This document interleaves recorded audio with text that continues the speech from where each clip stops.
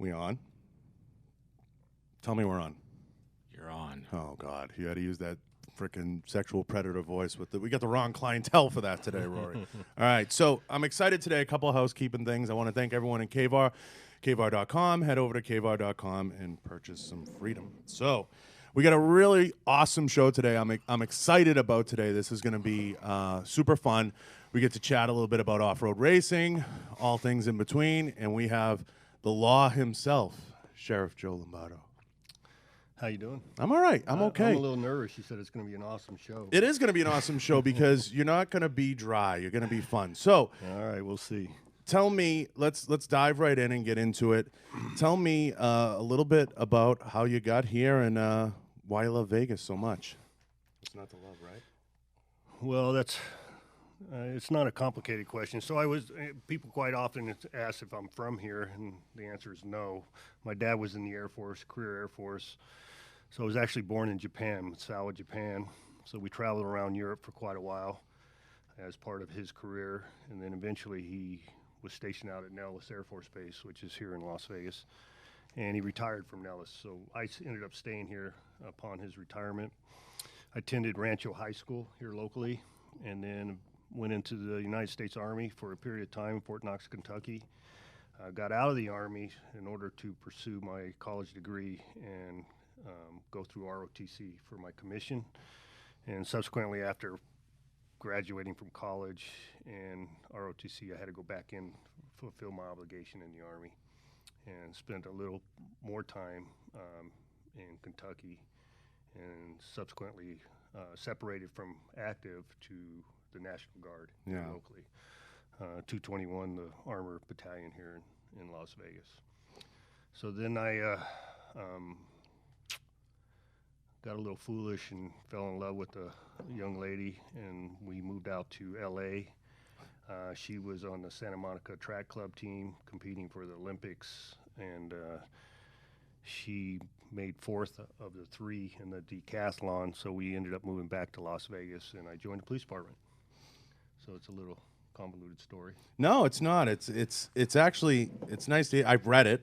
You know, you've shared a little bit with me, but it's a great story. And to be honest, you know, it's amazing what draws people in because you love the area, and I've heard that in your tone and the way you approach things. What makes you love Vegas so much? Because it's such a tourist destination. I think that's the key, you know, because when I first got back, I applied for both the fire department and the police department, and the police department called first, and I was actually happy with that decision. It was interesting when I was in the academy for the police, the fire department called, said if I was interested, and I turned them down. You know, it's just the whole adrenaline piece, the being active and everything that goes along with police work, and I think that's part of my personality and loving Las Vegas because we're centrally located to anything that you may or may not want to do. So, you know, you go to Utah to go skiing, you go to the beach in California, and I'm sure you're going to bring it up. I'm into off-road racing. So, you know, the top off-road racers in the world are centrally located within the Apple Valley and here in Las Vegas. So it's a hub to what I like to do. Why is that? And then the 24/7 aspect of Las Vegas, you know, you don't get bored, and it's probably the most sought-after location for law enforcement officers. You know, so you know the sidewalks don't roll up on Graveyard, Right. and you're more interested in what the hell's going on at 3:00 in the morning than most places, and so that was my interest, and I think it's, you know, I got to be frank with you. When I first got here, I was a little bit disappointed because the places I lived prior to Las Vegas, I wasn't used to the desert, and the desert can be depressing in some points, but once you get used to it, you tend to love it, and the weather keeps you here. So, and then to build off what you asking me about off-road now? No, we'll get there. Let's backtrack because we'll come back. I want to ask you this because people ask me this: how does someone so disciplined live in a city like this or a town like this? Yeah, that's a great question. It's because you're more disciplined than me, and my shit's wired real tight. So, I think you have to make a conscious decision, and you see the what occurs with people, especially in my career. And you see what the town does to people. That people develop vices, and they get addicted to gambling or alcohol or drugs or anything else that goes with a 24/7 lifestyle. And you can easily see how the world will turn on them. In other words, they could have been successful at one point and unsuccessful the next point, and they're in debt up to their ears or whatever it may be. You realize that. Hopefully, you realize that sooner than later, and you make a conscious decision to, you don't want to go down that route. And if you do, you can see the results of it. I think I had the benefit of the police department, so to realize that and see what occurs to people as a part of the job. So I think you have to make that decision personally. I think if you're, you and we both share this, I think if you have a little bit of an obsession with training to a certain degree, whether it's in the gym or it's off-road racing or it's on the whatever it is, right? Whatever your passion, if you have an obsession with training, it keeps you out of that, because I get up every morning at about 4:30, actually earlier, but 3:45. I go to the gym by 4:30, and for me, like, that stuff never comes across my radar. Right. I never think to put $1 in a slot machine, other than if I'm maybe at a show walking through and some friends are congregating. But I think if you keep it off your radar and you develop healthy habits, you're going to stay away from a lot of that stuff. Yeah. So let me back up a minute. So I don't want to say derogatory things about my hometown. No. So this town has made me a wonderful life. But what it is a big difference between a tourist and a resident. Right. And you have to make that conscious decision to make the right decision or do the right thing. And they didn't build these big ass hotels and 42 million visitors a year based off winters. So we have to keep that in mind, and you have to have that mindset when you're a local resident. And it'll build a wonderful life for you if you have the right mindset and discipline. You described it. 3 o'clock in the morning, 4 o'clock in the morning, going to the gym, and you just don't pay attention to that stuff because it's not in your face. And there's beautiful areas in Vegas that I didn't know when I moved here, to be honest with you, Sheriff. There's areas, you go up to Summerlin and you go up to some of these spots, and just you can walk around open air malls, just kind of hanging out. And I mean, it's awesome. And Rory, to be honest, like, I didn't know moving out here how many areas there were that were, you could it's just so cool. It's not the Strip, right? It's Right. not just about the Strip. And that's what people, I think, that move to Vegas or come to the area need to realize. Yeah, they don't realize we have a community here, right? There's a lot of culture that goes along with it. And like I said, there's a lot of recreation that goes along with the desert environment. But, let's be honest, in the middle of August, September, sometimes you don't want to go in those open air places because of the heat. But the weather here is conducive to a great lifestyle. Yeah, it definitely tips the scale for me here over Miami. It's nicer here. I choose Vegas. Why do you say that? Why? The heat in Miami, the humidity is really brutal, and in Vegas you have a much better. I feel the opportunity to have a much better lifestyle. When you get off the Strip, you're kind of out of that nonsense, and you kind of can relax. And the homes are beautiful. The areas are beautiful. I think the environment that is here, yeah, you're ringing. The environment that is here, it could be important. It could be something big. Yes, I guarantee you it's a telemarketer. So, but I think the culture here, when you get away from the Strip, and that's what I'm getting at, you get off the Strip, you get out of that Strip mindset, is really an awesome one. Yeah, and it's a little bit better than when you were living in Montana too, right, in the winter? I'm not listen, we've had the Montana talk a couple times, and people who vacation there, I know a lot of people from Vegas, Utah, vacation in Montana. The thing people don't realize about Montana is for 8 out of the 12 months, you're in total darkness. And that's what folks don't realize, and that's part of the issue I have with Montana. So for the most part, I loved it there. It's beautiful scenery, but I try to explain to people living there long term is not ideal. Now, you have done a fantastic job as sheriff, and everybody I meet around you is always kind of singing your praises. Now, do you feel it was such an uphill battle to get this town to get where it is now? I mean, I feel like I missed a whole segment, you know what I mean, moving here. What were some of the struggles, and how pleased are you within your second term, where everything is? Yeah, your description is accurate. It was a, there's nothing negative to say about the two previous sheriffs to myself because they're actually two of my best friends. But they had a lot of hurdles to cross in their tenure because of the explosion in the population here, the explosion in the economy, both good and bad, during their tenures. And then something they dealt with and I eventually had to deal with is the ability to hire cops, a dedicated revenue source in order to hire cops, in order to provide that, blanket per se of safety. So Bill Young did a lot of legwork with that. Doug Gillespie was able to leverage a little bit of that legwork, and then eventually I was able to bring it all together in the end under my tenure. And so since I've been the sheriff, I've hired well over 800 police officers during that tenure, and that makes a difference. Cops make a freaking difference. No matter how you couch it or preach it or describe it, they make a difference. Just omnipresence compared to investigations and everything else that goes along with police work has been part of my success and the police department's success. Retention and training is always the biggest issue in law enforcement, especially getting guys to get time out to train. How have you best handled the retention issue? Because everybody I talk to is always not here. They get disenchanted with law enforcement. You've done a great job handling the retention issue. What do you attribute that to?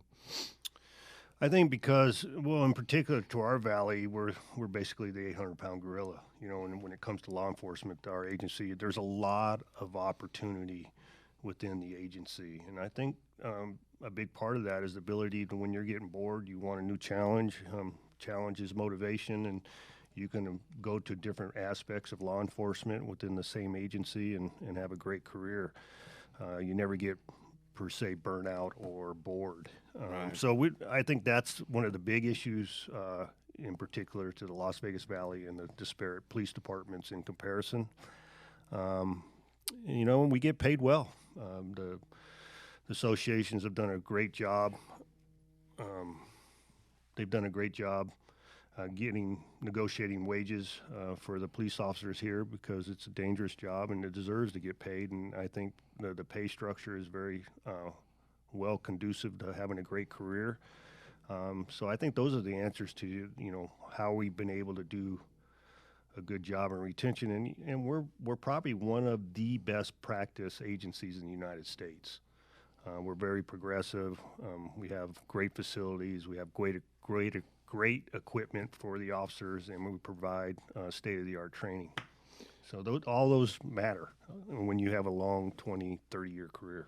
Training is always the biggest complaint, Sheriff, of every agency. When I travel around, with the guys, and I'm in these different training ops, and we put a free one on down in Miami that we sponsor and we're a part of for a lot of the guys. How do you fix the training issue? I mean, not just here, nationwide. Getting range time, getting trigger time, getting time to practice tactics. How do you fix it? Well, I wouldn't say it's broken, but quite often some departments don't have a budget that's conducive to training. So when times are hard, that's the first thing that gets cut. Right. So when you're a head administrator like me, when you're looking to trim the fat per se, usually training becomes the first thing you trim because it's the easiest thing to trim. But what people don't realize, it's actually the worst thing to trim because of all the litigation and everything else that goes along with training or improper training, failures to provide training. That's how lawsuits are successful for the plaintiffs because it's usually on the backbone of training. So me knowing that, I make sure that that's a priority within my police department, that we provide the best training that we can provide and the opportunity for officers to do get their out, training. yeah. And so if you look at the uniform division, which is the larger part of the police department, any police department, every other week, each squad is provided probably 4 to 8 hours of training of time every 2 weeks. Oh, wow. So you can get a lot done in that much time when you look at a 52-week year. So Of course. Every 2 weeks, that's a lot. Yeah. I mean, you just got to look at how much money you can save by providing it versus cutting it. Yeah, absolutely. Now, all this starts happening for you, and along the way there was cops, and I know The show cops. yeah, you got to do cops a couple times. Yeah, a few times. Bad boys, bad boys. Yeah, Yeah. that's good. You know, and He's you not were going to sing, is he? no, but what's cool about it is he was involved at the genesis of it, really at the beginning. right, And how fun was that? Cops is owned by a gentleman named John Langley, who now happens to be one of my better friends. And I think it's probably in its 30th year now. It's the longest running reality TV show. It's the original reality TV show out That's there. right. And I think the recipe to their success is because It's the original body cam, right? right, yeah, that's what it is. That's what it is. Exactly what it is. It's a little foresight what's going on.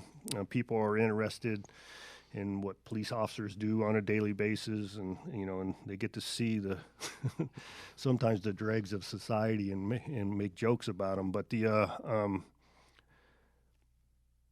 I think the best part about it is there's a lot of fear from heads of agencies for those kind of organizations to come in their departments, because either one is they're not professional police departments, two, their guys don't come across professional, or three, they're afraid that there's going to be something aired that shouldn't be aired. Right.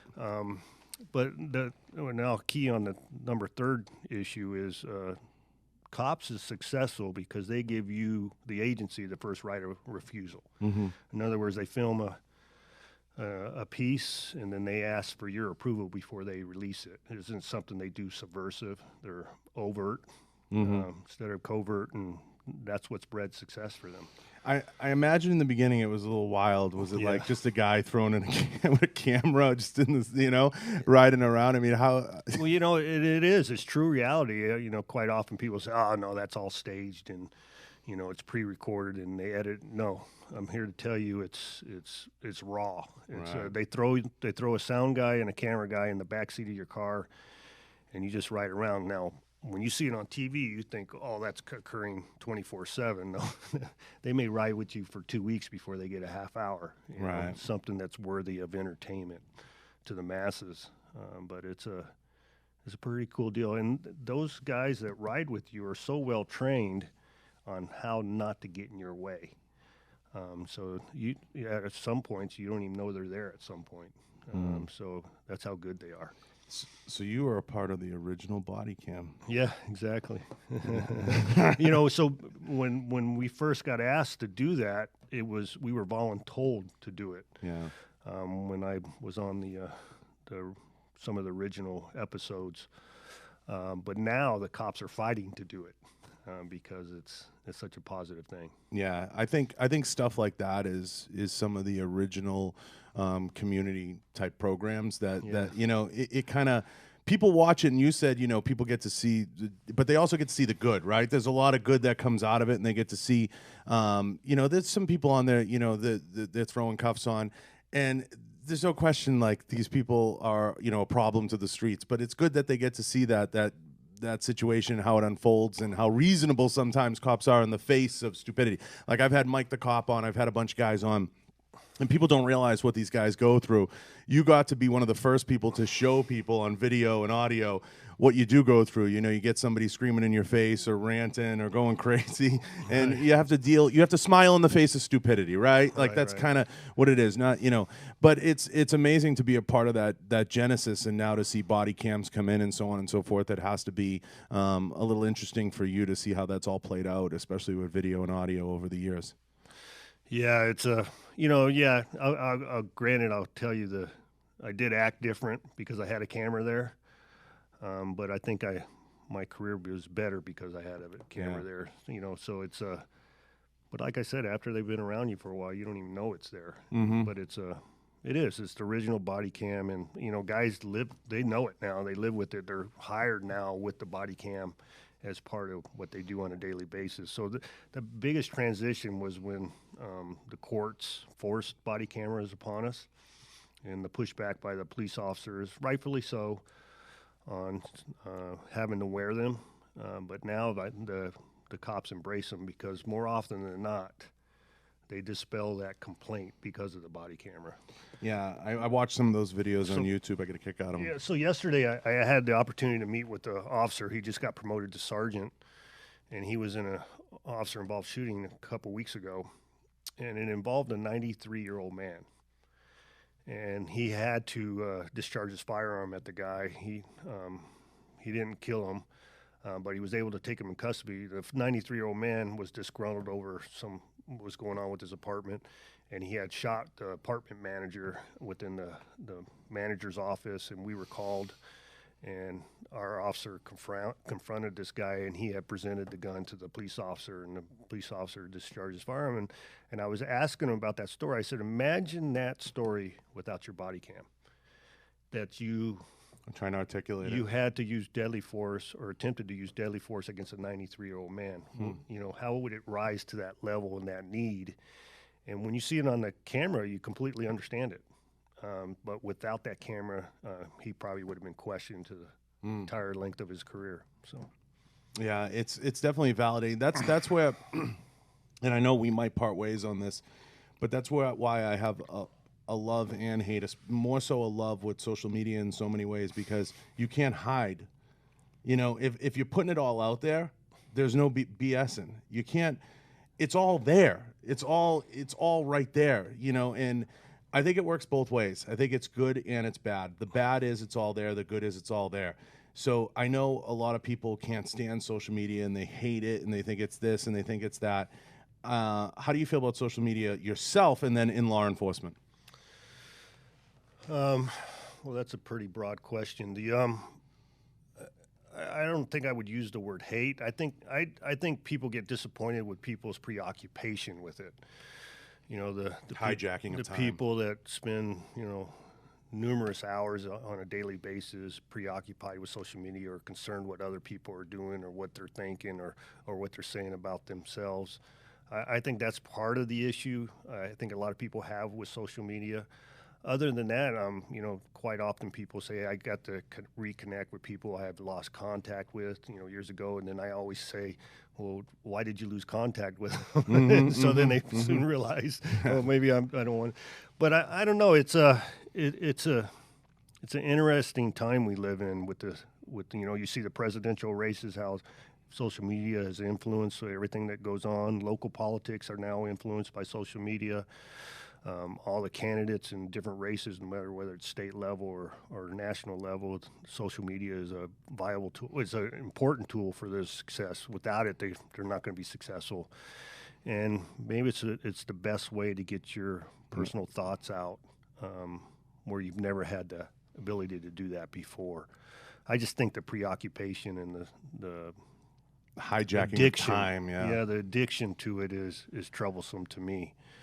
So social media for me is solely with the department Twitter account.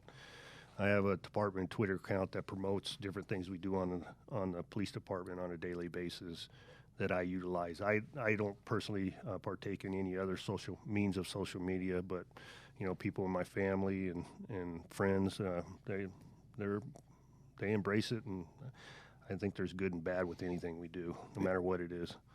It can really quickly become Tower of Babel, but if managed properly, it can be used as a good tool, like you said, to connect and to reach out. I've always used it as a way to say, here it all is. I'm putting it all out there. It's like a living resume. It's right. And it's like, prove me wrong. Tell me I'm wrong. It's like, here it is. You can't argue with it. If you have a photo of it, it's forever. So it happened. Well, the irony behind that is what you described. Is put it out there. It is what it is, and take me for what I am, and there's no secrets.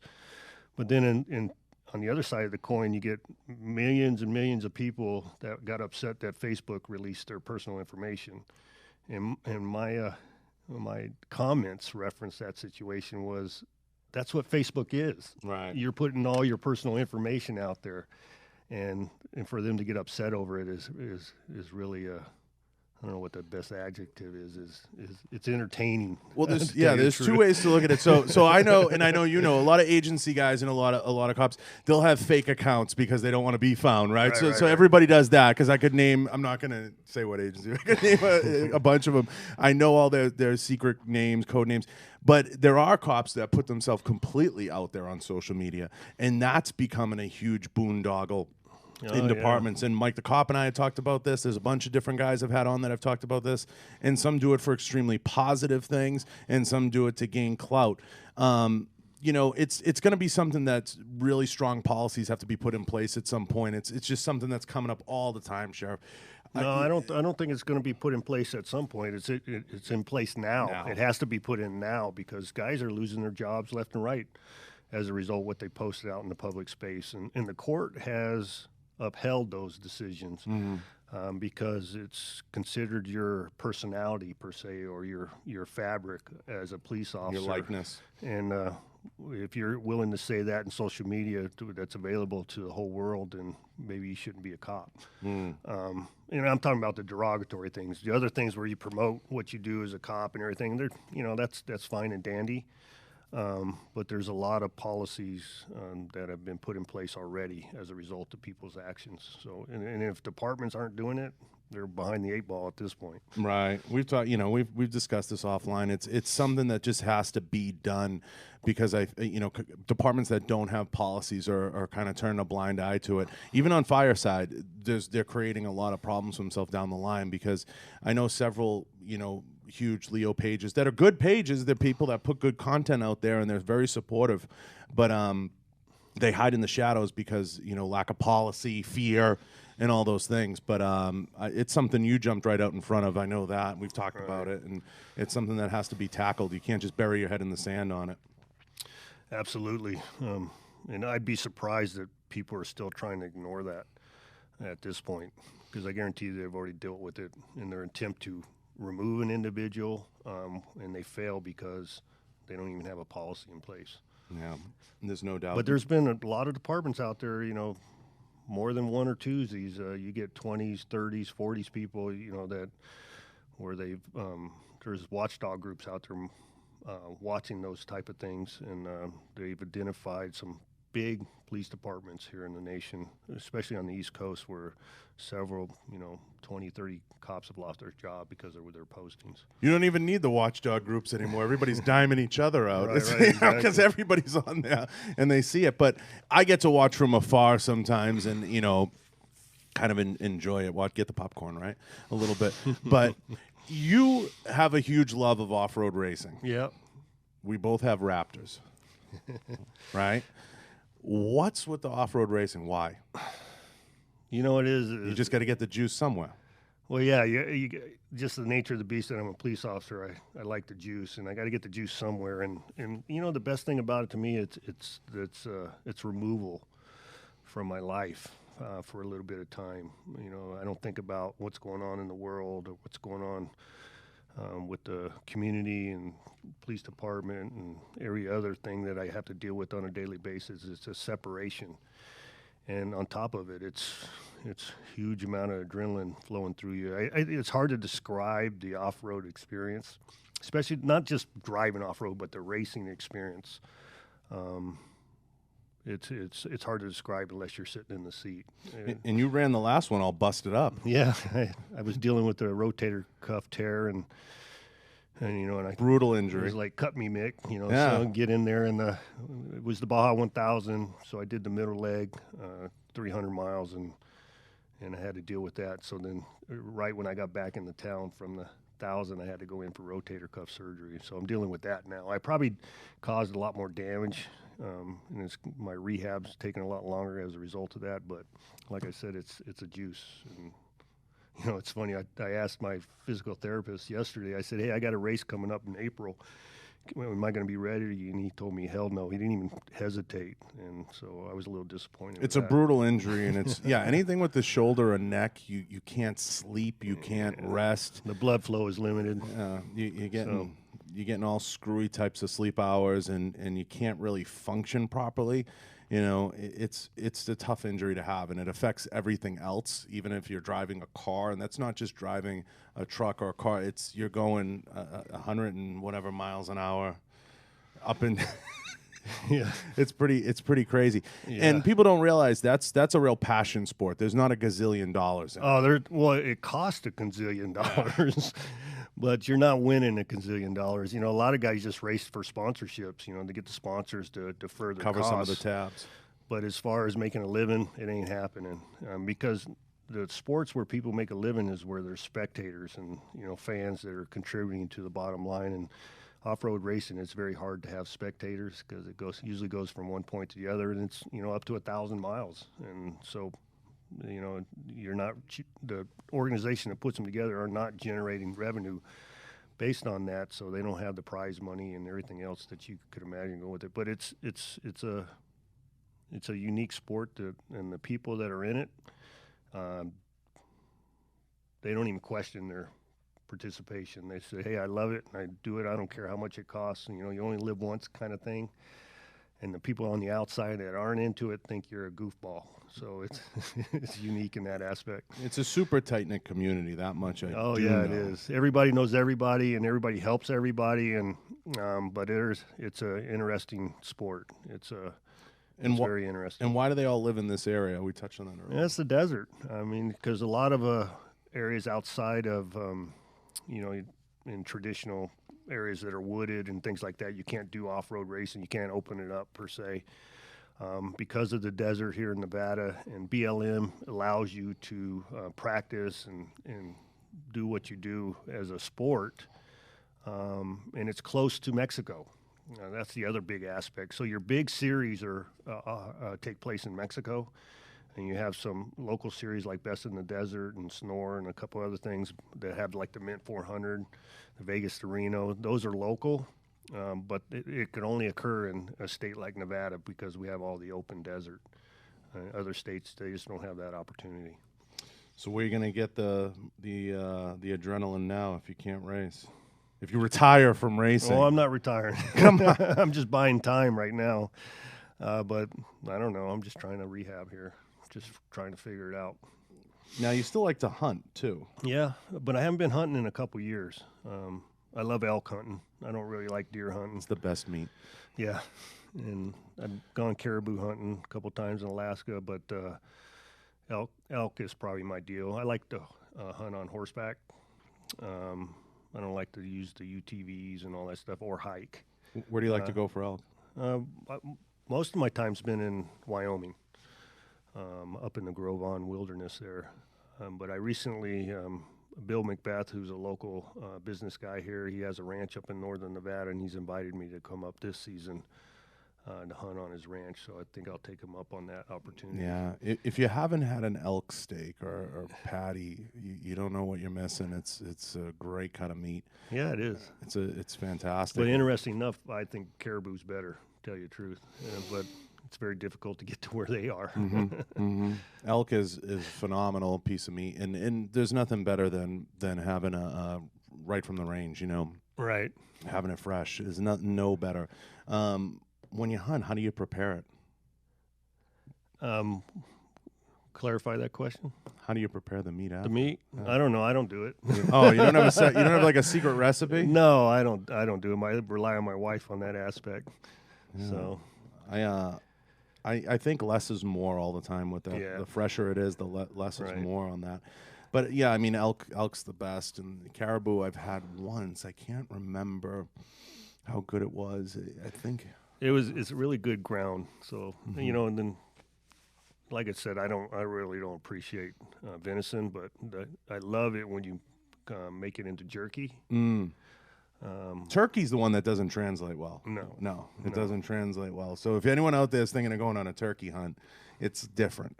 Yeah, I don't like a turkey hunt. I've been on a couple and I didn't like it. Yeah, so. It's different. But do you have any hunts in mind coming up? I just got back from SCI too. No, the only one I can, like I mentioned, in Bill Macbeth's ranch. Hopefully he takes me up on. Get a local. Gives me the opportunity there, and then if not, I actually got a call from Bill Young, the former sheriff, who's my hunting partner. He wants to go back up to Wyoming. We haven't been hunting in a couple years, and so we might take them up on that opportunity. You ever do any like the crazy backcountry ones? I've never asked you that. Like like any of those like nutty ones that are like. I've done a couple long distance, multi-day fishing trips, but I've never. I've done multi-day hunting trips, but the ones we do up in Wyoming, we take horses in.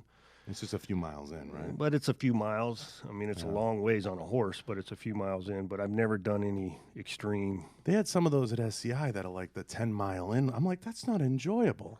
Well, we did a float plane in Alaska where we had to go in on a riverbed, and you're out there for a week, and it's interesting because they said we'll see you in a week, and I said, well, what if we tag out? And they said we'll see you in a week. You stay there, and then if the weather isn't conducive on the day they're going to come get you, you're waiting. So you got to make sure you're prepared to hang out for a while. So our last trip, we actually had to wait a couple days before they came past our deadline, before they came and got us because of the weather. So that's probably the most extreme I've done.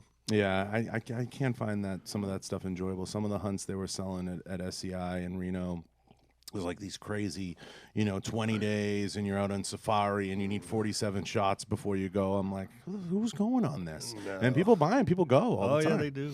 I mean, because that's their juice. Yeah. You know what I mean? It's just like me with off-road racing. That's their juice. Yeah. I love hunting, but that's not my juice. No, that to me is not super enjoyable. I wouldn't mind heading up to Alaska or doing like a short, something. Yeah. But I can't get that crazy. Now, you're in your second term. Yep. Where does it go from here? I don't know. Good question. I get asked that probably on a daily basis. I have no term limits as the Clark County Sheriff. I think stress is your limiter. But I haven't made a decision yet. I publicly told people I'm going to wait another year, see where I'm at in my life, and decide whether I'm going to try a third term or not. Well, this isn't public. This is just two guys talking. This is intimate. What? Oh, yeah, it's not public. This isn't public. There's no lights here. Nobody's listening. Didn't we already talk about social media? Yeah, we did. Where does it go? What do you mean? Where does it go? What's the next step? I'm still evaluating that. I don't have an answer for you. I'm trying to figure that out as we move forward. I love to continue. I love my job. I'm not burnt out, and I love it, and it's do you want to pursue higher office? Maybe. I'm taking it under consideration. Nothing's off the table. Nothing's off the table. All right. Nothing's off the table. But the job that I have I love it. I'm still enjoying myself, and I'm still going to work on a daily basis. So, working myself to the bone, per se. I definitely think you don't need me to say it. I think you can definitely push that forward if you wanted to. It's there because you're super squared away and your shit is wired just as tight as mine, and that's good. So, whatever. I don't know if that is good. I don't know we either. may end up dying from a heart attack. Probably. That's definitely in the cards. I wouldn't take that off the table. Or a diabetic condition could be in the cards for me because I've been overdosing on those pink box donuts out there. It's out of control. Got a problem. Yeah, they're making it's amazing how those donuts are making a big deal out of people's lives. It's amazing what they taste like. It's like crack. Yeah, remember the old Lay's potato chips commercial? You can't eat just one. Yeah. The Wavies do that to me. We had a bag of Wavies in the house not long ago, and I ate a whole bag of them. What's a Wavy? Wave Lays. They're addicting. Oh, are they? Yeah, they're thicker and they have a snap to them. Rory, you haven't missed a meal. But it's crazy. The food. That's the thing. I want to say that really fast before I cut you loose. The food here. That's why you can live here. Oh yeah. There's good food here. You have food from everywhere. That wasn't like that when I first got here. So I got here in 1976. And I would not describe the food here as good. You still can't get great cold cuts. You got to go look around. Yeah, you got to snoop around. A little bit. Yeah, you got to snoop around with that. But as far as the food, there is no place in the world that can compare to what we're putting out here in Las Vegas. I still haven't made it to Giordano's, but I have to. I say it every night. But the cold cuts are a little bit of an issue with me being from the East Coast. I got to find a good place to get cold cuts. Huh. That's a problem. I can't help you with that. No. I don't know what to tell you. No, but what's your go-to spot? I got a couple. I love Mastrioni's over there on Wallapai and DI. That's probably my favorite spot. Vintner Grill off of Wallapai and Charleston. T-Bones at the Red Rock. Shoot, I don't know. I got all kinds of places. SW at the Wynn. That Wynn buffet is deadly.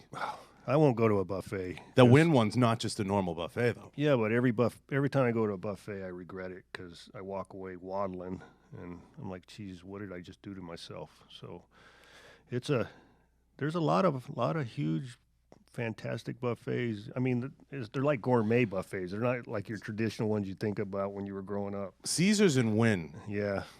are the two best. Yep. I would agree with that. What's your favorite show when it comes to town? That's a tough one. That is a Builders tough one. Association. Are you talking about convention? Yeah. Well, you would think I would say the SHOT Show. No. I mean, there's a lot of good You know what? be What I think is really cool is SEMA. You're correct because they have off road in SEMA now. I like NAB. Yeah. You know what else I like? The World of Concrete. Yeah, the World of Concrete. That's a huge one. I got some buddies that put displays out there all the time, and it's pretty amazing the engineering with that. And my interest is that's what my degree is, and out of the university is in engineering. So there's a huge interest for me. That it's just cool stuff to look at, Yeah. No, World of Concrete's a big deal. The NAB, the National Association of Broadcasters, I like that one too because I like to see all the gear for all this nonsense that goes on here. And I just like to see what people are doing and where media is going and just the trends, and I have a lot of fun with that. There's obviously SHOT, of course. How can you not like that? That's a fun one. I mean, but the problem with SHOT, I tell everybody all the time, I like the NRA show better. SHOT turns into every Tom, Dick, and Harry that has a pouch has a booth, and it's like it gets, I mean, how many pouches? Look at my desk. It's covered in crap. That's a good way to describe it. Yeah, it gets out of control, and how much gear can you have? It just gets out of hand. But have you ever been to the antique firearms? No, but it's coming up, right? Yeah, I think so. I've never been to that. I seem like that would be an interesting one to go. I'll go if you go. All right. There you go. Maybe it's a date. It's a date. So listen, I can't think enough. I know time's sensitive for you, Rory. What are we at? 50 minutes? 40 minutes? I don't want to kill 40. That's enough for the sheriff. He's got crime to fight. So I appreciate you taking the time and coming out. It means a lot, and I appreciate you visiting the facility, taking some time, coming down to the studio and seeing everybody. It's really an honor, and I think the future is gonna be bright. Yeah.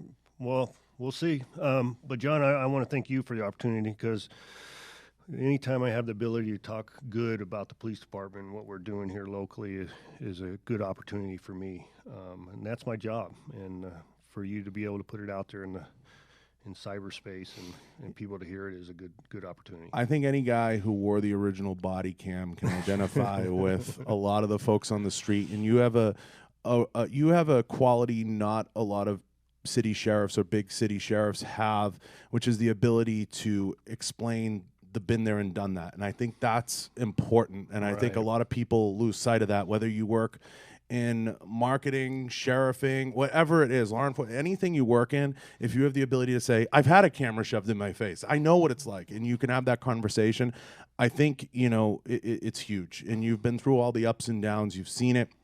You've seen the struggles so firsthand, and you understand what it's like to put the best foot forward. And I think that's always the most important thing with any public and civic organization.